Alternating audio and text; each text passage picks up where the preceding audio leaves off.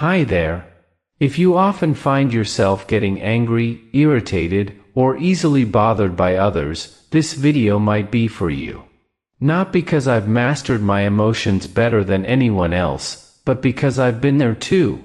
I've let emotions ruin good work and important relationships. And then I learned something. Anger doesn't really come from other people, it comes from how we process things inside ourselves. In this video, I want to share some simple insights and tools that help me live lighter, react less, and stay calm in moments that used to shake me. There's no magic formula, just small, daily practices that can slowly make you stronger from within. 1. The destructive nature of anger. We often think of anger as something natural, sometimes even as a sign of strength or righteous indignation. But if you look back at the times you've been angry, how often did it actually help solve a problem? And how often did it make things worse? Anger, if left unchecked, not only hurts others but quietly erodes us from the inside. I remember when I was younger, I lost my temper just because a coworker offered feedback at the wrong moment.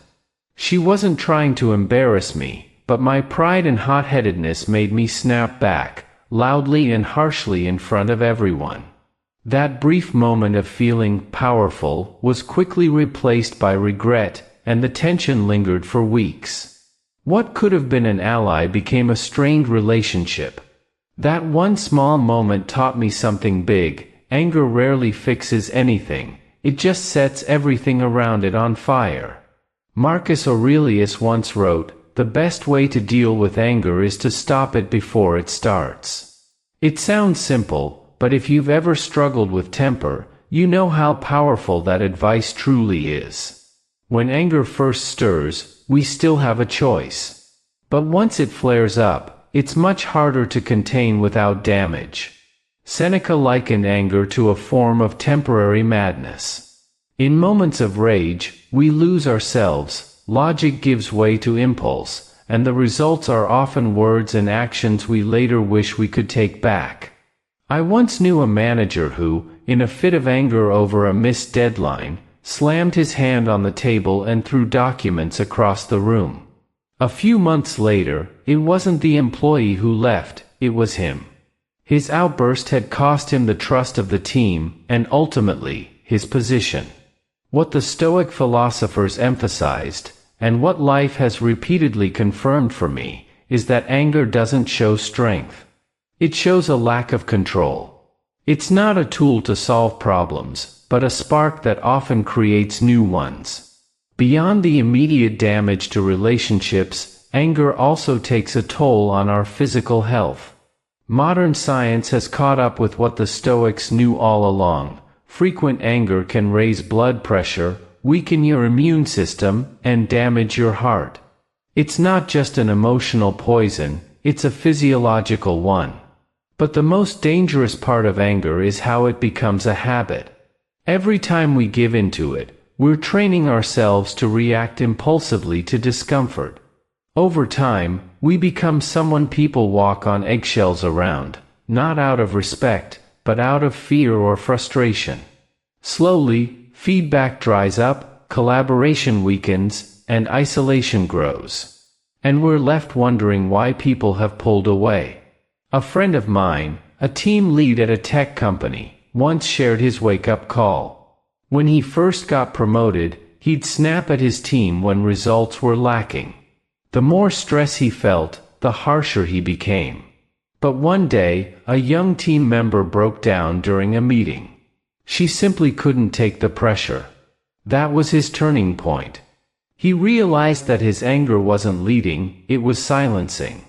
It wasn't helping the team improve, it was driving them away.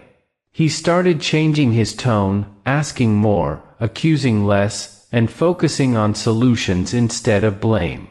And something interesting happened, the team started thriving. Now, no one is asking you to be a saint who never feels anger. But if you can learn to notice the early signs, tightened chest, rising pulse, heat in your face, you give yourself a window to pause and choose differently. A deep breath, a quiet moment, stepping away if needed. These small things can save relationships, reputation, and even your health. Anger may be part of human nature. But whether we let it control us, that's a choice. If you want peace in your relationships and clarity in your thinking, you don't need to get better at arguing. You need to get better at not starting the fire in the first place. The next time anger starts bubbling up, try asking yourself, will this still matter in 3 days? In a month? The answer is usually no. I'll leave you with one last story. A manager I once worked with had a habit of asking his team, when tensions rose, do you want me to help solve this, or would it help more if I got angry? That question, half joke, half lesson, was his way of reminding everyone, including himself, that reacting emotionally rarely fixes anything. But solutions? They require calm. So here's what I've learned after all these years. You don't need anger to prove anything. In fact, when you stay calm under pressure, that's what earns you real respect. Anger is something anyone can feel. But calm, that's something you train for, and it's always worth the effort. Are you training yourself to be that calm person every day? 2. Negative emotions come from unmet expectations. Here's a quiet but profound truth. Most of our sadness, anger, and disappointment in life doesn't come from what people do to us, it comes from them not doing what we expected. It's not the event itself that hurts, it's that it didn't happen according to the script we wrote in our minds. I remember an old friend who was devastated after a breakup. What's interesting is, there was no betrayal or disrespect. Her partner simply didn't want to continue the relationship. When we sat down to talk, she said, I didn't do anything wrong. He said he'd never leave me. The real pain wasn't from the breakup itself, but from the broken expectation that love would last forever, that promises once made would remain unchanged. We often assign people roles in stories they never agreed to play. We expect lovers to be faithful, friends to always understand, coworkers to be helpful, and life to follow a plan.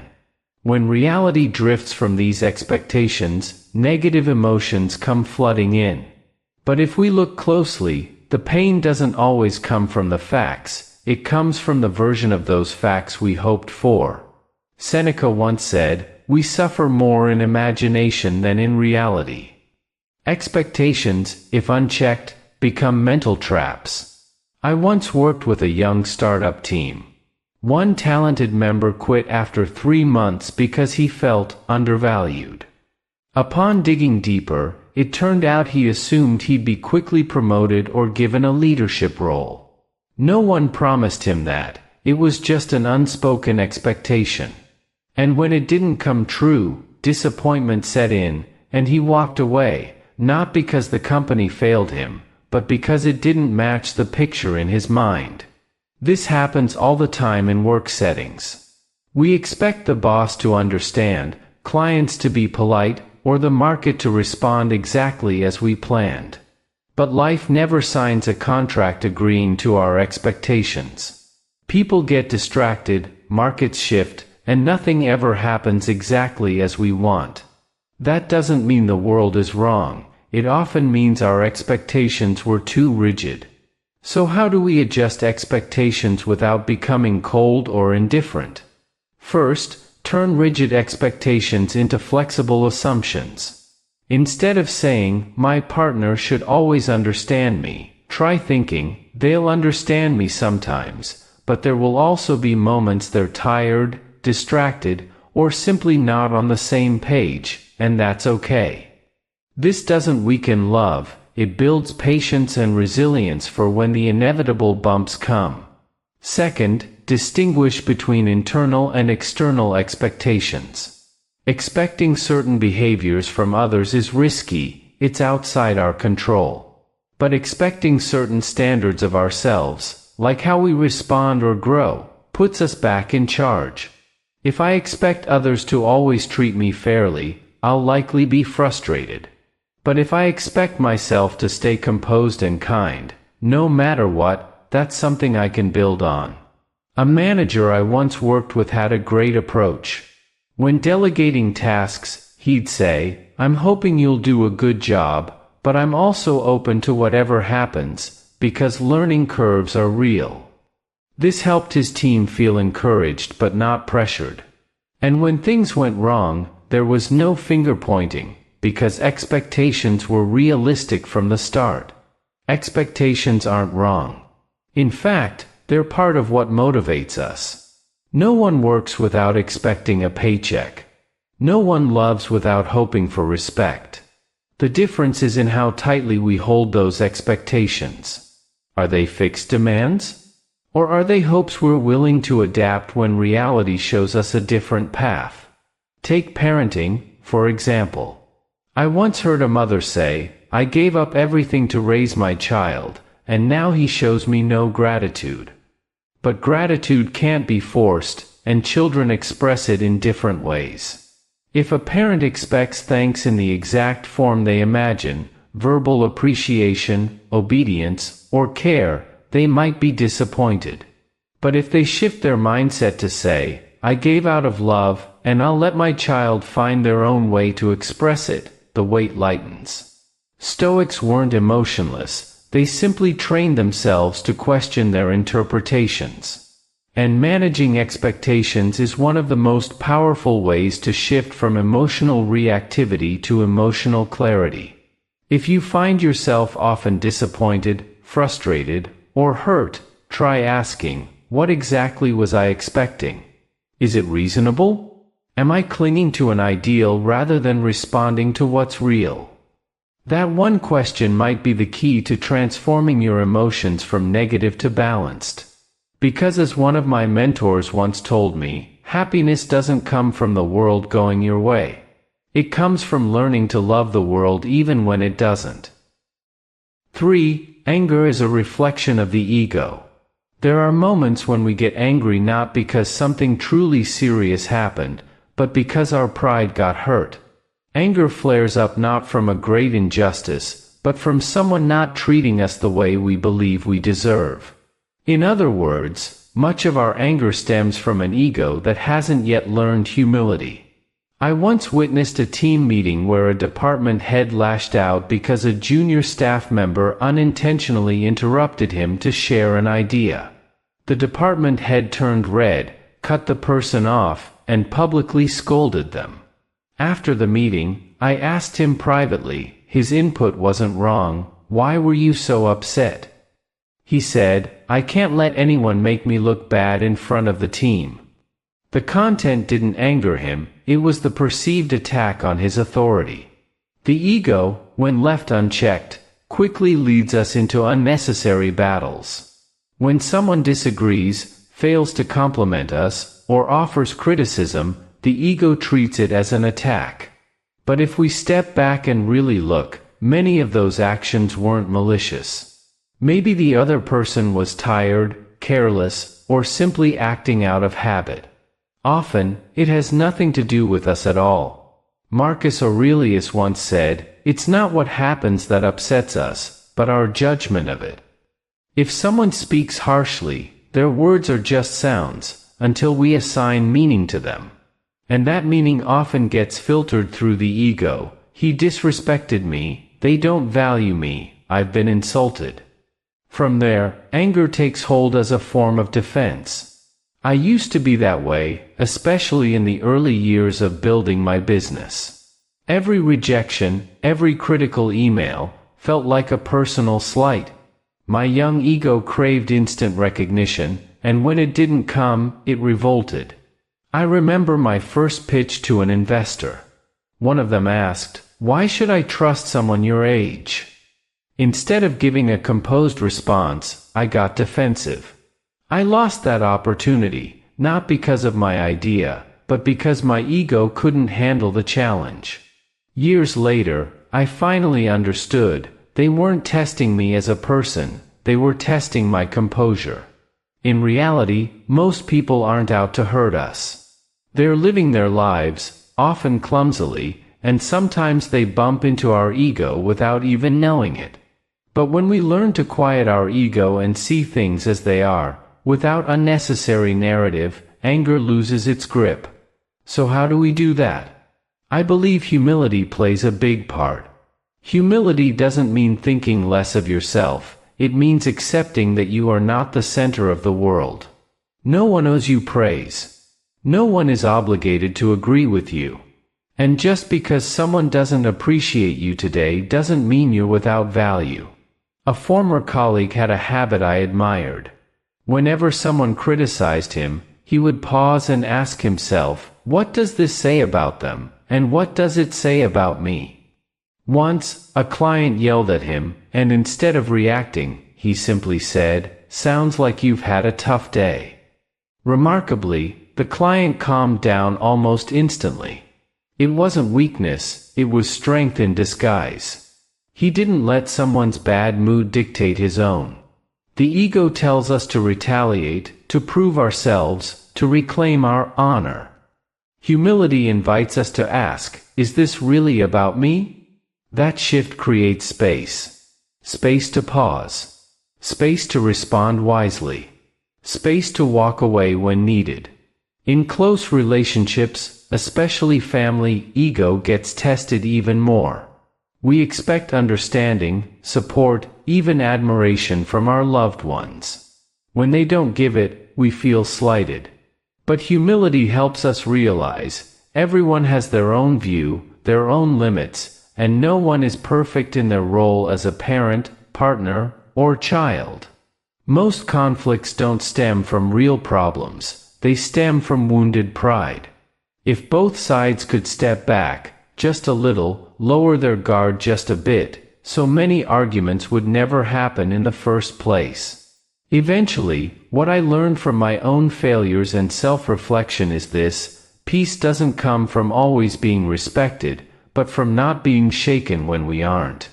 That kind of steadiness comes from a quiet ego and steady humility, not flashy, but powerful. Next time you feel insulted, try asking yourself, what exactly am I protecting here? The truth, or just the image of myself I want others to uphold? Maybe, with just a bit of detachment, you'll find it's not worth the fight, and you'll gain far more by letting it go. 4. Forgiveness frees you. Many people believe that forgiveness is a gift you give to the one who hurt you. But the truth is quite the opposite. Forgiveness is first and foremost a gift to yourself. It's how you stop imprisoning yourself in memories, resentment, and the pain of betrayal. When we don't forgive, we don't make the other person suffer more. We just keep carrying a burden we no longer need. I once had a close friend. We'd been through college and the early years of our careers together. Everything was good until the day I found out he had done something behind my back that damaged my reputation in a business deal. I was shocked, angry, and immediately cut off all contact. For months afterward, the incident haunted me like an unhealed wound. Every time I thought about it, I got angry all over again, felt foolish for trusting the wrong person. But one morning, while writing in my journal, something hit me. He had probably moved on, or at least wasn't thinking about it anymore. Yet I, the one who had been wronged, was still chained to the past by anger. I realized I was letting that event control my present, and I didn't want to live like that anymore. Forgiveness doesn't mean agreeing with what was done. It doesn't mean condoning it or restoring the relationship. Forgiveness simply means you stop letting someone else's actions keep hurting you. It's telling yourself, this happened, I can't change it, but I can choose not to let it rule my mind or poison my peace. Seneca once wrote that when we're angry, we are no longer ourselves. Holding on to resentment long-term only distances us further from our calm, centered self. The initial pain may not be our fault, but reliving it daily and letting it dictate our behavior, that's something we can change. There's also a common misconception. People think that if you forgive, you must resume the relationship, make amends, or trust again. But forgiveness and reconciliation are two separate things. You can forgive someone internally, to free your heart, without ever stepping back into the relationship. Forgiveness is an inner process. Rebuilding a relationship requires trust, boundaries, and emotional safety. I once shared this with a woman considering divorce. She told me, "I forgive him for the betrayal, but I can't stay in a marriage like this." And I believe she was right. Forgiveness allowed her to stop reliving the pain every day. Ending the marriage was about protecting her future, not clinging to bitterness. She didn't do it out of hate, but out of clarity. Forgiveness is a journey, not a moment. Some people can do it in a few months, others take years. It doesn't mean pretending it didn't hurt. It means accepting that it did, and choosing not to carry it any longer. One method I've found helpful is writing a letter, not to send, but to express everything you feel toward the person who hurt you. Write out the pain, the anger, what you wish had happened, and then what you are choosing to forgive. Putting it in words helps you reshape the story in your mind, and bit by bit, reclaim emotional ownership. Sometimes, that's all it takes to start healing. Marcus Aurelius once reminded us, "What harms us is not what others do, but our decision to let it affect us." Forgiveness is how we take that power back, how we stop letting the past dictate our peace. To forgive is not weakness. In fact, it takes incredible inner strength to set aside pride, accept reality, and move forward without dragging old hurt along with you. Angry people are easy to find. But those who can forgive, who can walk forward unburdened, are the ones who truly understand themselves. If you're holding on to a wound today, a past betrayal, someone who still makes you tense every time you think of them, ask yourself, am I still giving them space in my mind? Is it worth carrying this weight any longer? Maybe it's time to lay it down, not because they deserve peace, but because you do. 5. Practicing non-reaction. We may not have much control over what happens around us, but we always have control over how we respond.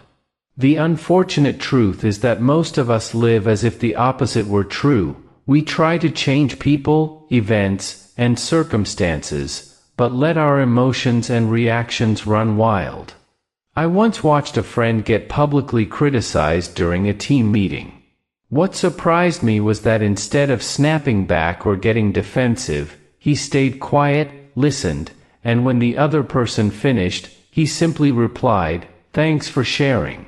I'll think more about that." After the meeting, I asked him, "How did you stay so calm?" He smiled and said, "A reaction is exactly what they expect. But staying calm, that's something I choose." That answer stayed with me for a long time. In an age where everything is fast, news, social media, emotions, holding back an immediate reaction feels like swimming upstream. But because it's rare, it's also one of the most valuable skills you can develop. Stoic philosophers like Epictetus and Marcus Aurelius emphasized this long ago. Marcus wrote, "If someone acts wrongly, that's their issue. Our response is what truly matters." He wasn't suggesting that we become passive, he was pointing out the power of choosing when and how to respond wisely. Non-reaction doesn't mean not caring. It's not passivity or indifference. It's the ability to pause, to create a small space before acting. In that pause lies our chance to move from impulse to intention, from reflex to reason. So how can we train this ability? In my experience, there are 3 practical steps anyone can start with. The first is self-awareness. Every time something triggers discomfort, a comment, a look, a frustrating moment, instead of reacting, notice your body's signals: quickened breath, a racing heart, heat in the face, clenched fists. These are early warnings that anger or defensiveness is rising. Just recognizing them gives you half the victory. The second step is creating a pause. Some people count to 10. Others take a sip of water or breathe deeply 3 times. Whatever method you use, the goal is the same: insert a buffer between the stimulus and your reaction. In that buffer, your rational mind can step in and ask, is this really important? How much power do I want to give this situation over my emotions? The third and most important step is daily practice through small moments. You don't have to wait for a big argument to practice calm. Waiting at red lights, standing in line, receiving light criticism, all of these are great chances to train your inner muscle. Every time you stay calm is a small repetition that strengthens your mental control. I remember once calling a customer service line and being bounced between departments for nearly 30 minutes. It would have been easy to get irritated. But that day, I challenged myself: could I finish this call without getting frustrated? I reminded myself, this person isn't trying to make things harder. They're just doing their job. By the end, I realized the real frustration wasn't the process, it was my expectation that things should go my way. Once that expectation shifted, so did my emotions. Non-reaction isn't something you're born with, it's a skill. Like building muscle, it strengthens with repetition. Each time you resist the urge to snap, you grow more capable of choosing your response. People often ask me, but if I don't react, won't I seem weak? I believe the opposite. The weak are those who can't control themselves. The strong are those who know when to speak and when to stay quiet, not out of fear, but out of wisdom. In today's noisy world, where people overreact to every little thing, someone who stays composed stands out. Not because they're passive, but because they understand that calm is a quiet power, deeper and longer lasting than any emotional outburst. If you want to live with fewer emotional ups and downs, the first thing to learn isn't how to react cleverly, it's how to avoid reacting automatically. And every day gives you small moments to practice that. The final question I often ask myself is, what I'm about to do, am I choosing it, or am I just reacting?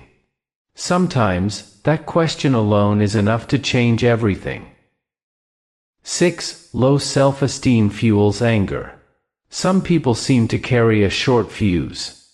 Just a careless comment, a misread glance, or even gentle feedback can set them off. The strange thing is, they're not bad people. They're not trying to create conflict. But inside, there's a fragile inner world always on high alert. And if you look closely at the root of their anger, you'll often find this, a sense of low self-worth that hasn't yet been healed. I used to be one of those people. In my early working years, I constantly felt like I had something to prove. No matter how hard I worked, I feared others would see me as incompetent. So anytime I received criticism, even if it was fair, I'd either lash out or shut down in quiet resentment. On the surface, I looked strong. Inside, I was afraid. I didn't realize that my insecurity was what kept me so defensive. And from that constant need to defend, anger became a tool to protect my fragile image. When someone lacks self-esteem, they often overreact to how others perceive them. They interpret everything as an attack. A manager asking, "Why is this project behind schedule?" may sound neutral. But to someone with low confidence, it might feel like, "You think I'm not good enough." The anger that follows isn't about solving the issue, it's about shielding the ego. Stoic philosopher Epictetus once said, "We are not upset by what others do, but by how we perceive ourselves." That truth became clearer the more I looked back at the times I lost my temper, not because of what people said, but because of how small I felt inside. So how did I begin to change? It started by reflecting on my past outbursts. When did I lose control? When did I overreact? And in those moments, was I really angry at the situation, or was I frustrated with myself for not being enough? Journaling helped me peel back those layers and see that, often, I wasn't angry at others, I was angry at myself for falling short of my own unrealistic expectations. But recognizing the pattern wasn't enough. I needed a space to heal. That's when I found a small learning group, a place where people shared, listened, and supported one another without judgment. For the first time, I didn't have to perform. One member told me, "Here, you don't have to be perfect. You just have to be real." That simple sentence lifted a burden I didn't know I was carrying. That environment, a positive, safe community, became the medicine I couldn't give myself. I learned that self-confidence isn't something you're born with. It grows, little by little, through moments of acceptance, encouragement, and learning that you don't lose your worth just because you make a mistake. As I gradually believed I was valuable, even when imperfect, my anger softened. I no longer needed to lash out to protect myself. I simply felt less threatened. I once read, "Angry people are often hurt people who don't know how to say they're hurting." That was true for me, and for many others I've met since. Some grew up in families that never validated them. Others failed over and over and now carry deep shame. When they step into the world, it's like they're always on edge, reacting not to what's in front of them, but to old wounds inside them. No one can heal insecurity alone. We all need people who will listen patiently, offer honest feedback, and stick around even when we're clumsy and flawed. And we also need to be that kind of presence for others, so that when someone else is insecure, we don't judge them harshly. We offer them a little steadiness. These days, when I see someone lash out for no clear reason, I don't react like I used to. Instead, I ask myself, what are they afraid of? What do they need to feel safe? I don't always have the answers. But just asking those questions helps me stay calm, and sometimes opens the door to a more meaningful conversation than any argument ever could. If you find yourself getting angry easily or feeling bruised by the smallest things, try stepping back and asking, what am I really reacting to? Is it this person, or something in me that still feels not good enough? That question, if answered honestly, can change everything.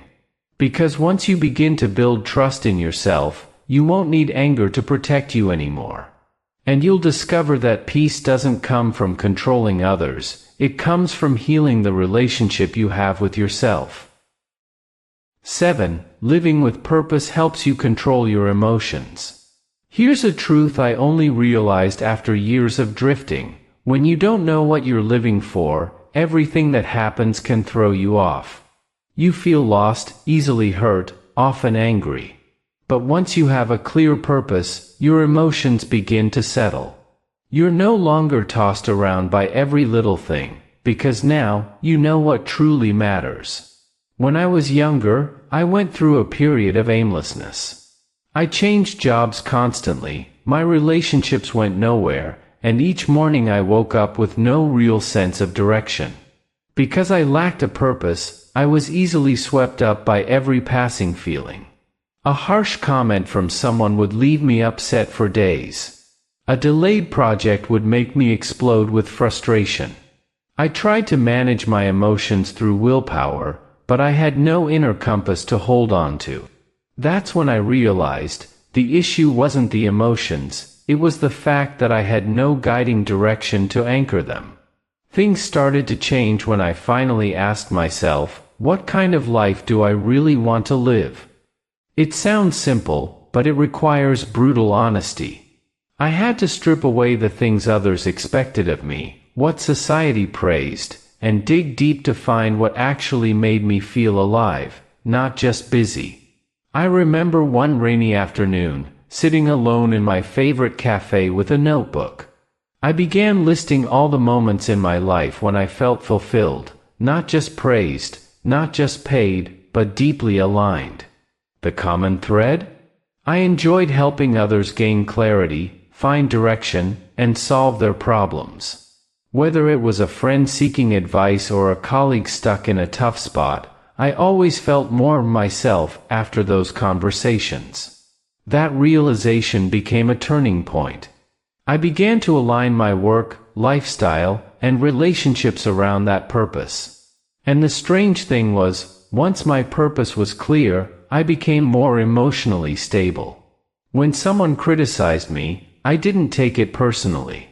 Instead, I asked myself, does this feedback help me grow toward my purpose? When things went wrong, I didn't spiral into anger, because I knew I couldn't waste time or energy on what didn't serve my path. Living with purpose doesn't make life easier, but it makes you stronger. It's like a compass in the storm. Without it, any wave can toss you off course. But with it, you know how to stay steady, even in chaos. That said, not everyone knows their life purpose right away. And that's okay. You don't need to figure it out overnight. What matters is that you actively seek it, rather than letting life decide for you. If you're feeling lost, or find yourself frequently overwhelmed by negative emotions, here are 3 simple ways to start. First, spend quiet time observing yourself. Write down the moments when you felt happy for no reason. Times when you were so absorbed in what you were doing that you lost track of time. Topics you naturally want to explore or talk about. These are clues. Second, experiment. Don't wait until your purpose is crystal clear to take action. Try new responsibilities, join different activities, meet people doing things you admire. Every experiment brings you one step closer to clarity. Third, choose a core value to live by, even if your bigger purpose isn't fully formed.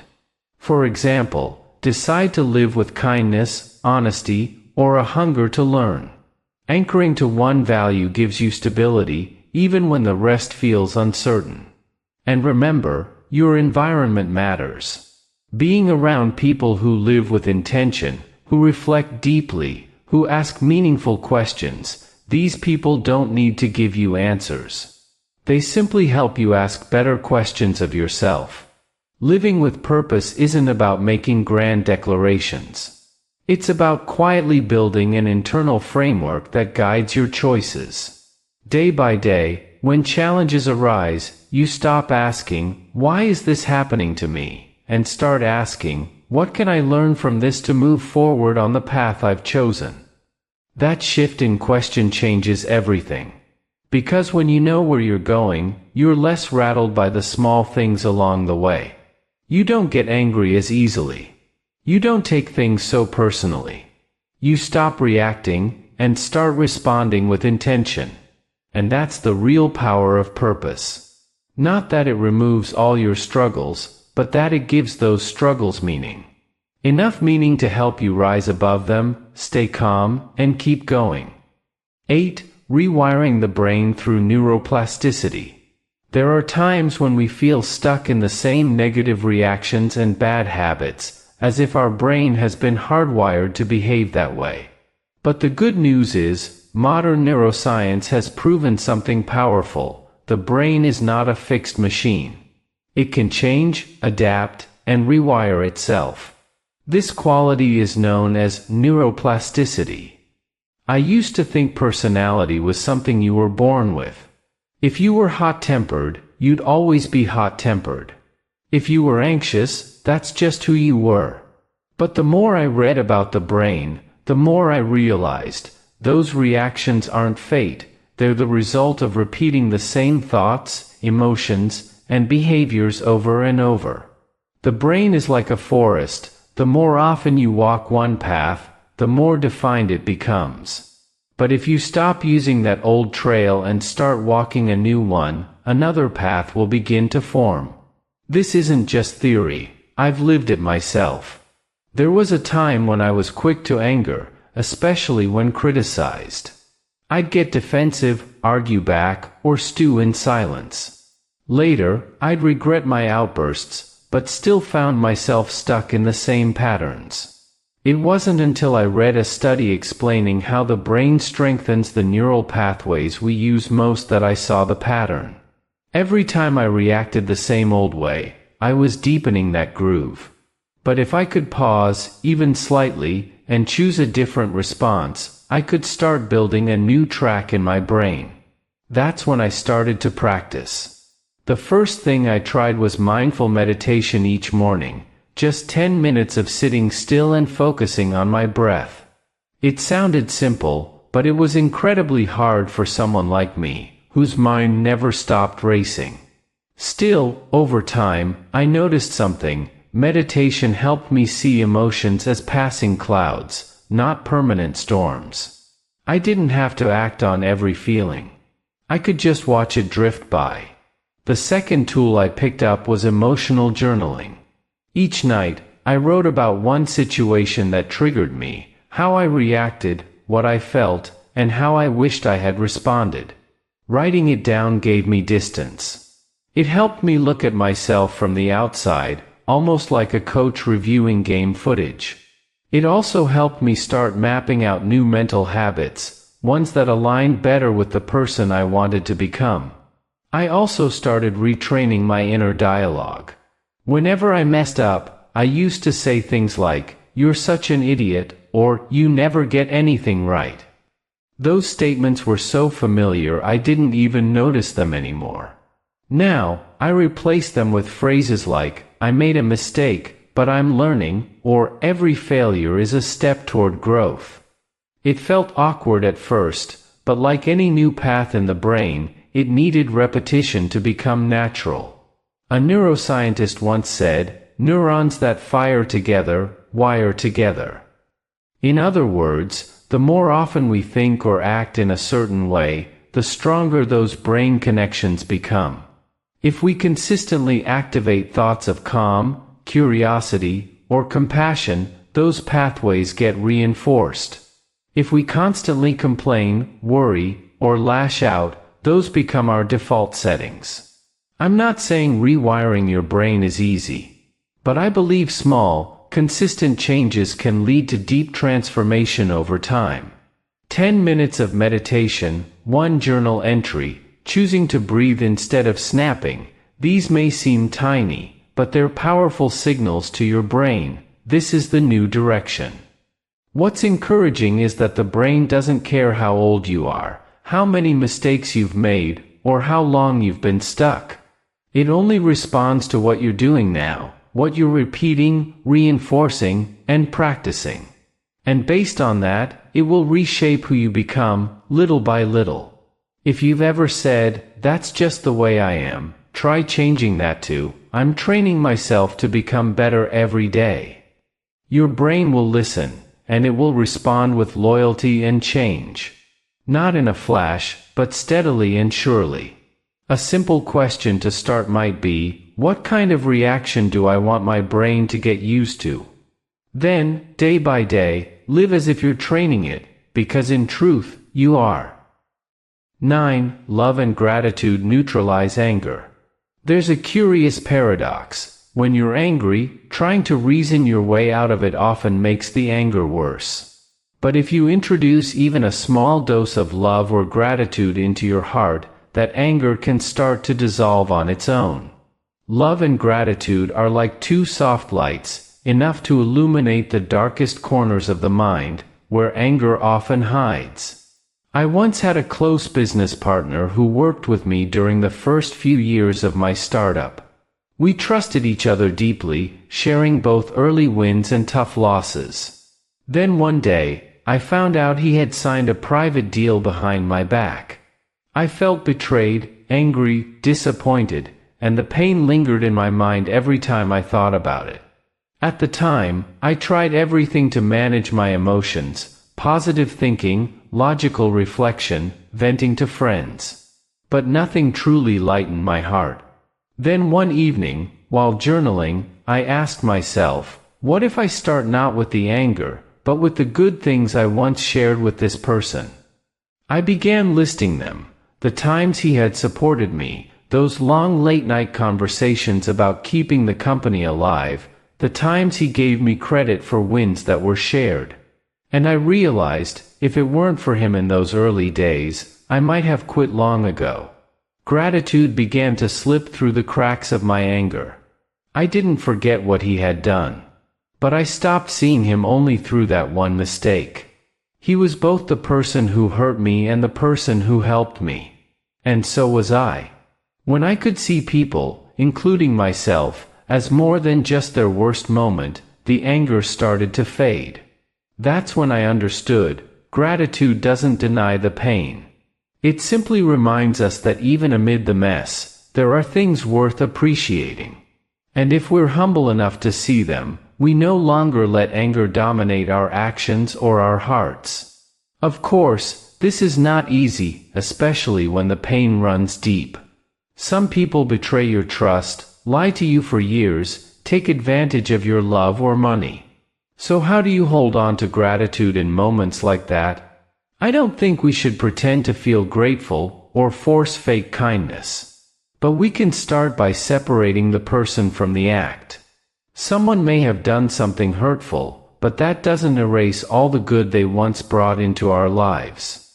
A relationship may end in pain, but that doesn't mean every moment was a mistake. I once spoke with a woman whose husband had cheated on her after nearly 10 years of marriage. She was deeply hurt. But some time later, she told me, "I can't forgive what he did. But I'm still grateful for the good years we had. I'm grateful for our child. I'm grateful that this taught me how strong I really am." Her gratitude didn't erase the pain, but it helped her stand up straight again. There are simple ways to train your heart to stay grateful, even when you're angry. First, keep a gratitude journal. No matter how bad the day feels, try to write down 3 things you're grateful for: a friend's check-in, a warm meal, a moment of silence. It won't erase your anger instantly, but it plants seeds of peace. Second, remember the person at their best, not just at their worst. Not to excuse them, but to keep your heart from turning bitter. We can't control getting hurt, but we can choose not to let the hurt turn us into someone we're not. Third, do something kind for someone else while you're hurting. I remember visiting an orphanage with food donations right after a painful conflict at work. The joy on those kids' faces didn't erase my pain, but it calmed me. When we still have the power to give love, we haven't lost ourselves. Anger is natural. But if we let it stay too long, it starts to change how we see the world. That's why love and gratitude are so important. They pull us back toward wholeness, not with arguments, but with a human warmth that softens the edges of our hurt. If you're angry at someone right now, try one small thing. Recall a good moment you shared with them, or a lesson the pain taught you. You don't have to forgive right away. Just notice that if even one thing is worth appreciating, your heart still has room to heal. And maybe, just maybe, that anger will begin to melt, like ice in spring sunlight. Not because they've changed, but because you've chosen to love yourself enough not to carry it any longer. 10. Healthy boundaries. One of the most important lessons I've learned as I've grown up didn't come from books or seminars. It came from the exhaustion of saying yes too often and the heartbreak of not knowing how to say no. Setting boundaries isn't about shutting people out. In fact, it's how we protect our self-respect, our energy, and our ability to be truly present in our relationships. I remember a time when I became the always available person to friends and coworkers. Need help? I was there. Want to talk? I'd listen. An urgent task? I'd drop everything to take care of it. At first, it felt good to be useful. But over time, I became drained. I started to snap at people, avoid them, even pull away from those I cared about. Not because they changed, but because I had run out of steam. Deep down, I'd let others cross my personal boundaries without even realizing it. Boundaries are not something we're born knowing how to set.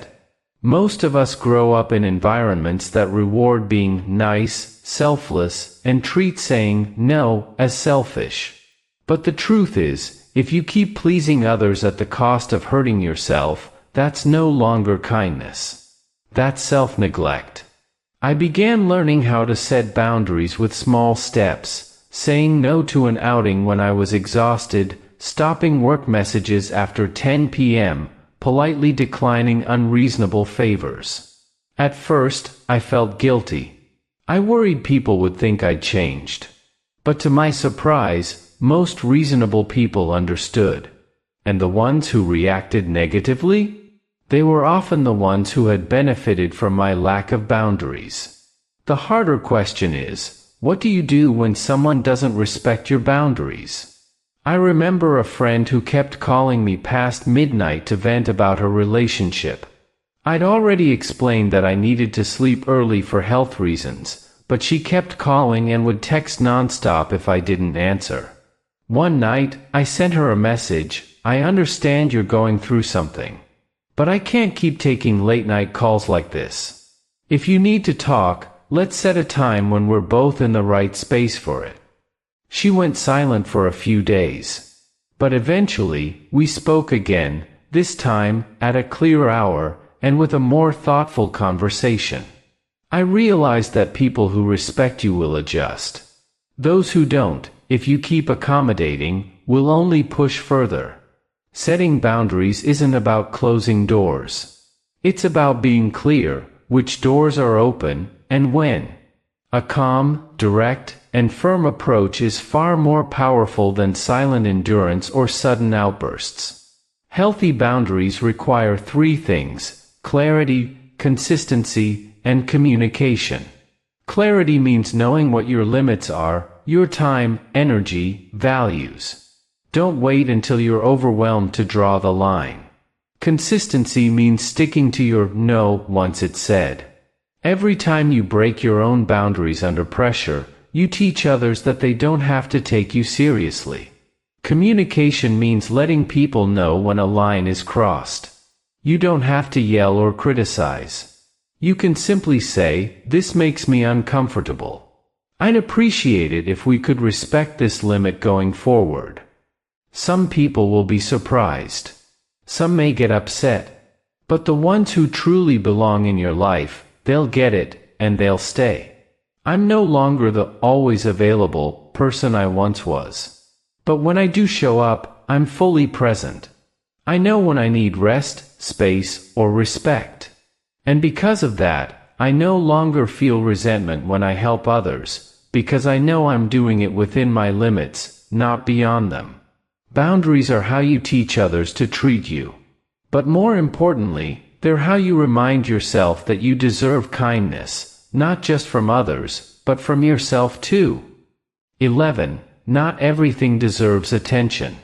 One of the most important life skills I've learned has nothing to do with doing more. It has everything to do with letting go of what doesn't matter. In a world where everyone is vying for attention, validation, or a reaction, learning to choose what's actually worth your energy is an art. And more than that, it's the key to inner peace. I used to be someone who reacted to everything. A delayed reply would stress me out. A casual comment from a coworker would sit in my head all day. A critical message online could ruin my night. At the time, I thought I was just sensitive, but the truth was, I hadn't learned to filter. I hadn't learned to pause and ask, does this really matter? One day, I came across a simple question that became a compass for me. Will this still matter a year from now?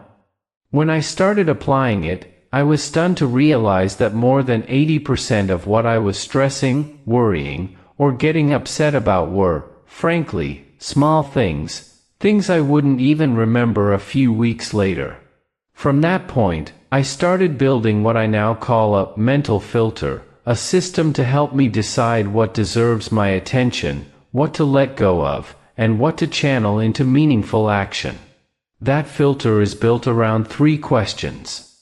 First, will this have a lasting impact on me? If someone turns down an invitation, I might feel disappointed, but if they're not a long-term part of my life, it's not worth dwelling on. On the other hand, if someone offers difficult feedback that could help me grow, then it's worth paying attention to, even if it stings at first. Second, is this my business, or someone else's? So often, we get upset not because something directly affects us, but because we've absorbed other people's emotions, expectations, or problems. Someone else behaves poorly, and we feel responsible for correcting them. But the truth is, everyone's on their own journey. My job is to live mine, not fix the world. Third, will my reaction improve things, or just escalate them? Sometimes, I want to respond, defend, prove a point. But not every reaction leads to resolution. Sometimes silence is the stronger choice. Sometimes a smile does more than a debate. And sometimes walking away is the best way to protect your peace. I remember once getting a harsh email from a client. My first instinct was to write a sharp response, point by point. But I paused, took a breath, and asked, if I respond with emotion, will it fix anything, or just make it worse?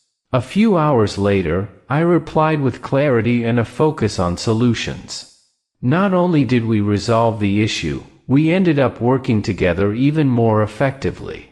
I learned something important: your attention is a resource. Every time you give it to something meaningless, you spend energy that could have gone into your growth, your relationships, or simply enjoying a quiet afternoon. And when you fixate too much on the little things, you miss the big ones. It's like using a magnifying glass. If you focus it on the wrong spot, everything looks intense and urgent.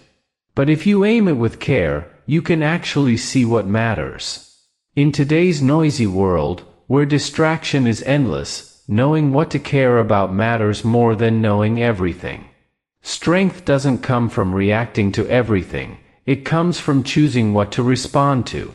Depth doesn't mean having opinions about every issue, it means knowing what's worth your heart and time. If your mind feels cluttered today, if you're weighed down by too many little things, take a moment to pause and ask, out of everything I'm holding on to, what's really worth it? You might be surprised by the answer. And in that moment, you might begin reclaiming a little bit of your peace, from within. 12. Separate facts from beliefs. One of the most important thinking skills we often overlook is learning how to distinguish between what's actually true, and what's merely a belief we've repeated so often that we mistake it for fact. When we don't see this boundary clearly, we end up living within self-imposed limitations without even realizing it. Worse, we make poor decisions simply because we're acting on assumptions that have never been questioned. I once worked with a colleague who was smart, experienced, and capable, but she was terrified of speaking up in meetings. When I asked her why, she said, "I'm just not good at expressing myself like others." At first, I believed her. But after watching her explain ideas clearly and confidently in smaller groups, I realized her problem wasn't ability, it was a belief. Specifically, a belief that said, "I'm not cut out for public speaking." That's a classic example of confusing a belief with a fact. The fact was, she had felt nervous speaking in front of large groups. The belief she formed from that experience was, "I'm not good at this." And that belief became a wall, silently blocking her from opportunities. Limiting beliefs don't come from nowhere. They're often formed from past failures, criticism, or painful moments. The problem isn't having them, we all do. The problem is when we mistake them for truth and build our lives around them. So how do you begin to separate fact from belief? One technique I use is to write down a troubling thought and underline any strong statement. Then I ask, is this a fact, or a conclusion I've drawn? For example, my boss doesn't like me. Is that based on evidence, or just an interpretation based on limited interactions? I'm not qualified for that job. What's the proof? Or is it just the memory of one past rejection? Asking these questions puts space between what actually happened, and the story we're telling ourselves about it. Another trick is to imagine a close friend saying the same thing about themselves. Would you believe it?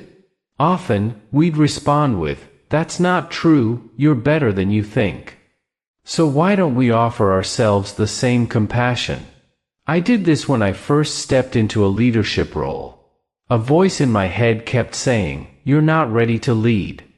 But when I listed all the times I'd helped teammates solve problems, manage conflicts, and set direction, it became clear that the voice wasn't truth.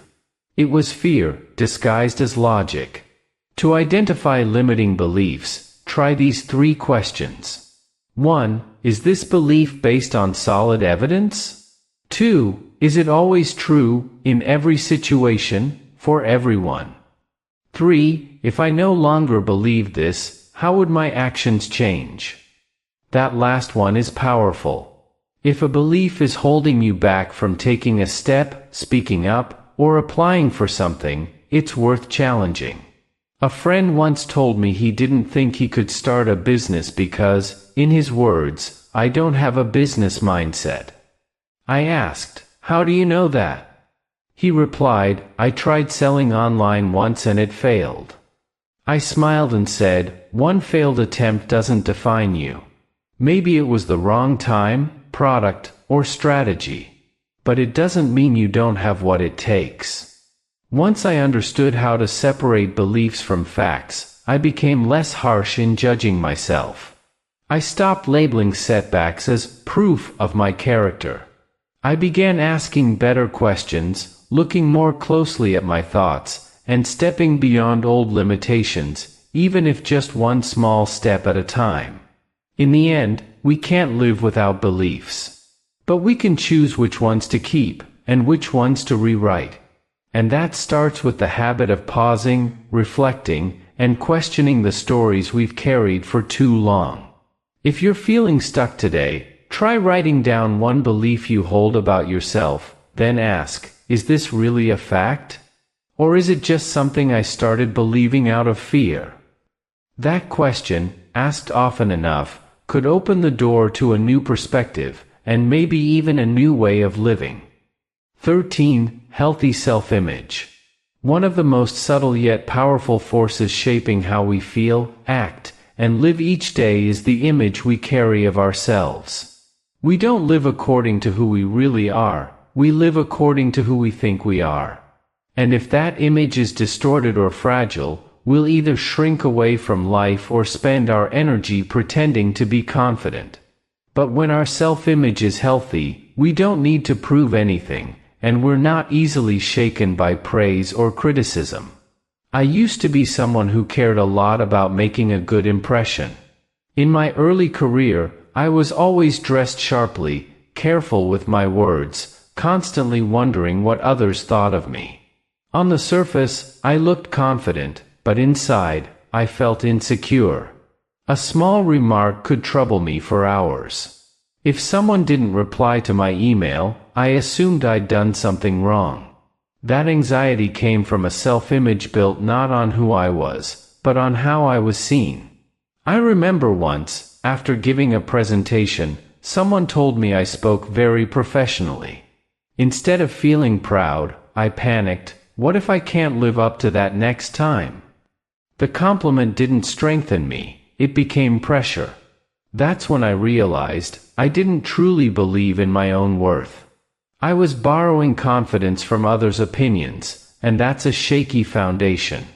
Everything began to shift when I asked myself, what do I really think of myself, when there's no audience, no need to perform?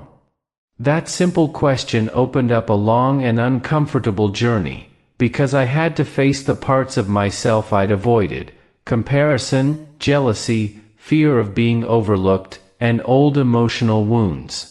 But from there, I slowly began to rebuild a self-image based not on others' approval, but on my own chosen values. I learned that a healthy self-image doesn't come from being better than others, it comes from knowing who you are, and living in alignment with that, no matter who's watching. Real confidence isn't about speaking loudly, moving quickly, or acting fearless. It's about knowing your strengths and weaknesses, and not being ashamed of either. Fake confidence, on the other hand, is easier to spot than we think. It shows up in constant bragging, unnecessary competition, overreaction to criticism, and the endless need for validation. Meanwhile, people with healthy confidence are often quieter, but more grounded.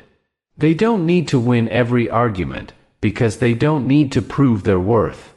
To build a healthy self-image, I've found a few simple but powerful practices. First, I write down the things I'm proud of, not to show off, but to remind myself that self-worth comes from the whole journey, not just big achievements. Even small things, like staying calm during a tense meeting or supporting a struggling friend, are building blocks of real confidence. Second, I've learned to talk back to my inner critic. When it says, "You're not good enough, no one cares," I reply, "Maybe today wasn't perfect, but I'm learning and improving." This isn't fake positivity, it's truth, spoken with self-compassion. Third, I choose my environment carefully. I've distanced myself from relationships that made me feel like I had to constantly earn love or approval. Instead, I surround myself with people who speak truth, but with kindness. They help me reflect, not doubt. And lastly, I've embraced the idea that I don't have to be perfect to be enough. The phrase I often repeat to myself is, "I'm a work in progress, and that's okay." When I meet myself with honesty, I don't have to hide my flaws. And strangely, that's what has helped others trust and respect me more. If today you're feeling insecure or unsure of your worth, it might not be because you lack ability. It might be because the image you hold of yourself is outdated or unfair. Ask yourself, whose voice am I using to judge myself? Is it accurate? Is it kind?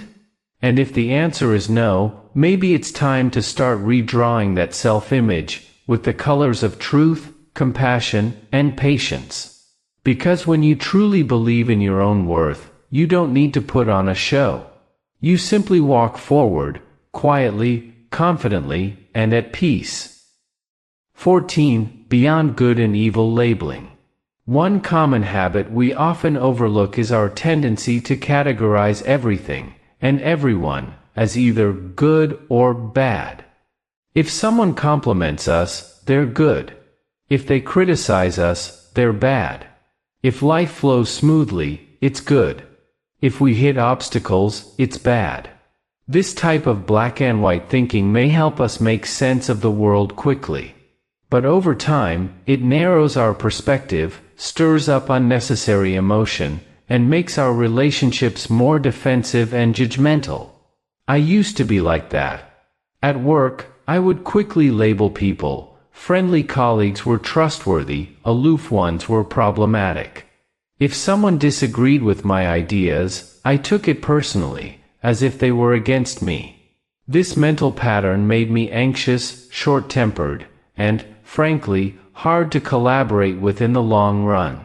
Then one day, during a critical thinking workshop, the instructor said something that hit me hard: no one is entirely good or entirely bad. There are only actions that are more or less appropriate to a given context. That idea stayed with me.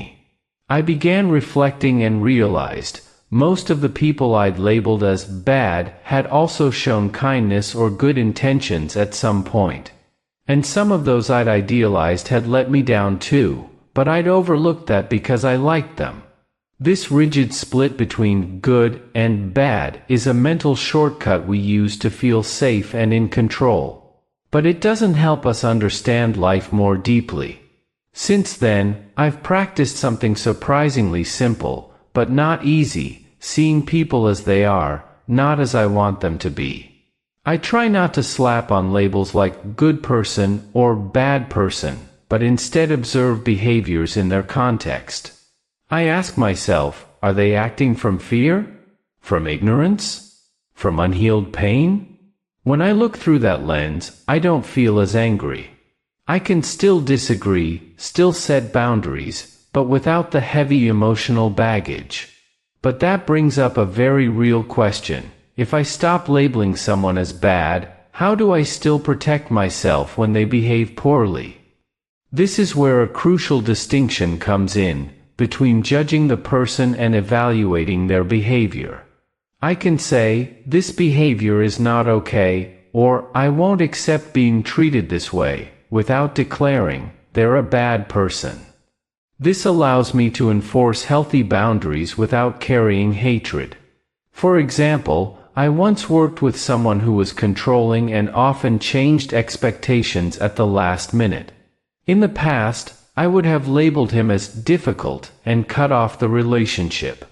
But this time, I clearly said, "I need stable plans from the beginning. Constant changes are affecting the quality of my work." By asserting my boundary calmly and respectfully, the person adjusted their approach, and we were able to continue working together more smoothly. Getting beyond black and white thinking also helps us treat ourselves with more compassion. Because if we believe we must always be good, then any mistake becomes a crisis. But if we understand that we're all a mix of wise and foolish moments, then our failures don't define us, they become part of our learning curve. I've made mistakes, snapped at loved ones, and made decisions that hurt others. But when I stopped labeling myself as a bad person, I finally had the courage to take responsibility, apologize, and grow. Seeing life beyond good and evil doesn't mean living without principles. On the contrary, it's a more mature, conscious way to live. We still know right from wrong. We still have standards. But we engage with the world from a place of clarity, not judgment. If someone is treating you poorly today, try changing your internal script from "they're bad" to "they're acting inappropriately." This shift may help you stay grounded, reduce reactivity, and create space for honest conversation, if that's possible. And even if you decide to walk away, you'll do it with clarity, not bitterness. Sometimes, it's the label "bad" that keeps us stuck in resentment. But when we learn to separate people from their actions, we understand them better, and we begin to understand ourselves better, too. And perhaps that's one of the most meaningful steps in becoming emotionally wise. 15. The RIN process for handling anger: recognize, immerse, navigate, nurture. Anger, if not understood and handled properly, can quietly destroy relationships, opportunities, and our inner peace. But instead of suppressing or exploding with emotion, we can learn to move through anger consciously with a practicable process: recognize, immerse, navigate, nurture. Each step helps us avoid getting swept away and instead become the observer, then the guide, of our emotional state. Let me share a personal story to illustrate each part of this process, a real experience that helped me understand the power of approaching anger with awareness. It happened during an important team meeting. I was presenting an idea that my team and I had spent weeks developing. As soon as I finished, a colleague jumped in, saying the plan was unrealistic and probably only works on paper. The room went silent. I felt heat rising in my chest, my head tightening. I felt dismissed, even humiliated. In the past, I might have snapped. But this time, I tried following the 4 steps of the RIN process. Step 1. Recognize, acknowledge the anger. I paused for a few seconds and simply said to myself, "I'm angry." No justifying, no blaming, just noticing. I felt my heart racing, my hands cold, and my thoughts spiraling. Naming the emotion helped me step back from being fully consumed by it. I wasn't the anger, I was someone experiencing anger. Step 2. Immerse, allow yourself to feel it and examine it. I didn't try to get rid of the anger. Instead, I allowed myself to feel it with awareness. I asked, where is this feeling really coming from? I realized it wasn't just the comment, it was the feeling of having my work dismissed after weeks of effort. Beneath the anger was fear, fear of being undervalued, fear of my team being misunderstood. By letting myself feel that honestly, the intensity of the anger began to soften. It was like shining a light into a dark emotional corner. Step 3. Navigate, choose a wise response. Once I'd named and explored the feeling, I asked myself, what do I want to happen now? Do I want to defend myself? Or do I want to be heard and respected? I chose to respond calmly, thank you for your feedback. I'd like to understand your concerns better, so I can improve the presentation. But I'd also like to share the thinking behind this approach. The energy in the room shifted. The meeting became a conversation, not a confrontation. Step 4. Nurture, tend to what was hurt. The meeting ended, but I didn't ignore what had happened. That evening, I sat down and journaled about my emotions, from the sting of rejection to the pride in how I handled it. I called a close friend to talk it through, just to clear the emotional residue. This step allowed me to nurture the part of myself that had been hurt, and not carry the tension into the next day. From that experience, I came to understand that anger isn't the enemy. It's a signal. It becomes a problem only when we suppress it or let it drive our actions. The RIN process doesn't eliminate anger, it helps us walk through it with clarity, choice, and care. You can practice this in smaller moments too, when someone cuts in line, when a message sounds passive-aggressive, when plans get unexpectedly canceled. In those moments, pause and ask, I'm angry. What's really happening inside me? Then move through the steps, guiding yourself rather than being driven by emotion. Anger, when understood and skillfully navigated, can be a doorway, not to destruction, but to deeper self-knowledge, more honest communication, and long-term emotional growth. So the next time anger arises, you can fall into old habits, or try something new. Pause, look deeper, and walk with the emotion rather than against it. And maybe, just maybe, that's the gift anger has been trying to bring you all along. Thank you for taking the time to listen. If there's only one thing you take away from this video, I hope it's this. Emotions aren't something to suppress or run from, they're something to observe, understand, and guide. We can't always control how others behave, but we can always choose how we respond. And sometimes, just one deep breath, one broader perspective, is enough to hold on to the peace that no one can take from you.